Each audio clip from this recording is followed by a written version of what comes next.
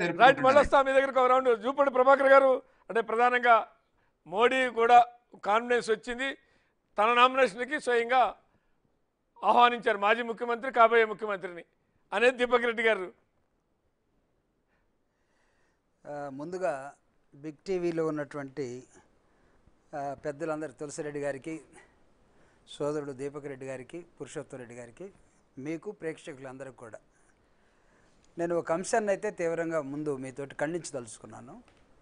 అంటే ఈ దాడులు అనేవి రాష్ట్రానికి మంచిది కాదు. అది ఎవరు చేసినా, ఎందుకు జరిగినాయి ఇవన్నీ కూడా కారణాల తర్వాత మాట్లాడుకోవచ్చు. ఈ దాడులు మంచిది కాదు, అది ఎలక్షన్ రోజు జరిగిన, ఆఫ్టర్ ఎలక్షన్ జరిగిన.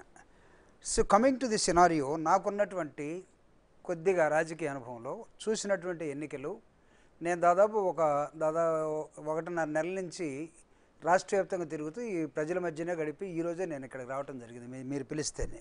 Okay, thank you. సో రకరకాలుగా పురుషోత్తం రెడ్డి గారు కూడా చాలా అంటే తనకున్నటువంటి అనుభవాన్ని రంగరించి ఏమాత్రం తొందరపడకుండా, తొట్టుబాటు లేకుండా ఒక న్యూట్రల్ ఐడియాని ముందు వేశారు. తులసిరెడ్డి గారు ఏంటంటే ఆయన జనరల్గా ఓపెన్గా మాట్లాడే వ్యక్తి కాబట్టి ఉన్నది ఉన్నట్టుగా చెప్పడం. తర్వాత మన దీపక్ రెడ్డి గారు తన పార్టీని కాస్త ముందుకు తీసుకురావటం. నాకున్నటువంటి పరిశీలన, శ్రీనివాస్ గారు, నేను మీ ముందు ఒక నమ్మకం అనే అంశం మీద ఈ రాష్ట్ర ప్రజలు ఎవరిని నమ్మచ్చు ఈ రాష్ట్రంలో అనే దాని మీద ప్రధానంగా ఎన్నికలు జరిగినట్టుగా నేను భావిస్తాను. ఈ నమ్మకానికి వచ్చేసరికి అంటే అఫ్కోర్స్ రాష్ట్రంలో ఎన్నికలు 2 గ్రూపులుగా విడిపోయి జరిగినటువంటి ఎన్నికలు ఇవి. గ్రూపులు ఏంటంటే, ఒకవైపు కమ్మాస్ పోలరైజేషన్, అంటే మళ్ళీ దీన్ని వేరే విధంగా ఎవరు తీసుకోవద్దు, అవునన్నా కాదన్నా ఎన్ఆర్ఐస్ దగ్గర నుంచి గ్రామాల్లో ఉన్నటువంటి వీళ్ళ మధ్య జరిగినటువంటి ఒక పోలరైజేషన్, వాళ్ళతోటి ఉన్నటువంటి ఏ గ్రూపులు ఈ విలేజ్లో కానీ లేకపోతే గ్రామాల్లో కానీ వాళ్ళతోటి ఉండి పనిచేసాయి, ఎవరెవరు ఎంత డబ్బు పెంచారు, వీటన్నిటి మీద బేస్ చేసుకొని నేను మాట్లాడుతున్నాను. సో కమ్మాస్తో పాటు కొంతమంది న్యూట్రల్స్, వాళ్ళతో పాటు ఉన్నటువంటి అధినేత సామాజిక వర్గం కూడా యాడ్ కాలేదా వస్తున్నా దానిలోకి. కొంతమంది న్యూట్రల్స్, అంటే ఎక్కువ న్యూట్రల్స్ని వీళ్ళు పోజ్ చేయదలుచుకున్నటువంటి ఒక అంశం కనపడింది. ఆ తర్వాత జనసేన అని మీరు చెప్పారు, కానీ జనసేనని కాపులే అతని పవన్ కళ్యాణ్ని కొన్ని చోట్ల వ్యతిరేకించి మా ఇష్టం వచ్చినట్టు మేము చేసుకుంటాం, ఎందుకంటే ముద్రగడ్డ ఒకవైపు, ఈయన ఒకవైపు, ఈయన అసలు నేను కాపునే కాదు, నేను క్యాస్ట్ నాకు పట్టడం లేదు, దయచేసి మీరు అది వాడొద్దని చెప్పినట్టు ప్రభావం కూడా వాళ్ళు రకరకాలుగా బిహేవ్ చేశారు.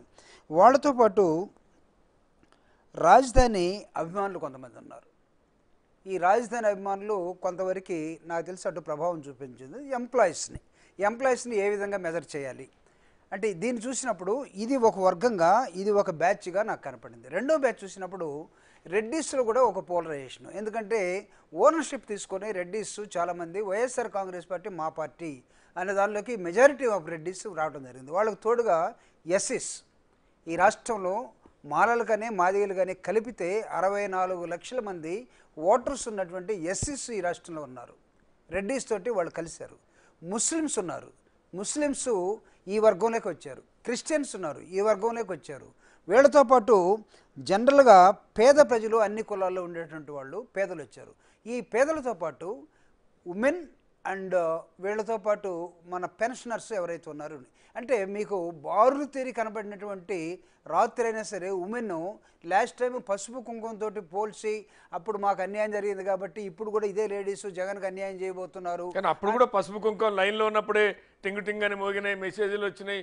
కొంతమంది ఒక రోజు ముందు వచ్చింది, కొంతమంది పోలింగ్ రోజు వచ్చింది, కొంతమంది లైన్లో ఉన్నారు, అప్పుడు కూడా మెసేజ్లు వచ్చినాయి. అయినా వర్కౌట్ కాలేదు. అందుకే నేననేది ఈ పేదలు ఎలాంటి వాళ్ళు అంటే, ఈ ఉమెన్ ఎలాంటి వాళ్ళు అంటే, ఈ పెన్షనర్స్, ఈ వృద్ధులు ఎలాంటి వాళ్ళు అంటే జగన్ని నమ్మి వీళ్ళకి ఇస్తున్నటువంటి పెన్షన్ మీద చాలా నిర్భ్యంతరంగా దెబ్బకొట్టి వాలంటీర్స్ని పక్కకు నెట్టేసి వీళ్ళందరినీ బాధకు గురి చేసినటువంటి చంద్రబాబు నాయుడు గారిని అసలు ఏమాత్రం నమ్మకుండా ఉన్నటువంటి విధానం. రెండో అంశం, చంద్రబాబు నాయుడు గారు చేసిన, తెలుగుదేశం పార్టీ చేసిన, లేకపోతే ఆ కూటమి చేసిన పెద్ద తప్పు ఏంటంటే, మేము ఏ వాలంటీర్స్ని వద్దంటున్నామో, లేదు పొరపాటు అయిపోయింది, మీరు రండి, మీకు డబుల్ ది శాలరీ ఇస్తామని చెప్పడం, అది నమ్మకానికి ఏమాత్రం కూడా నిలబడే సబ్జెక్ట్ కాదు.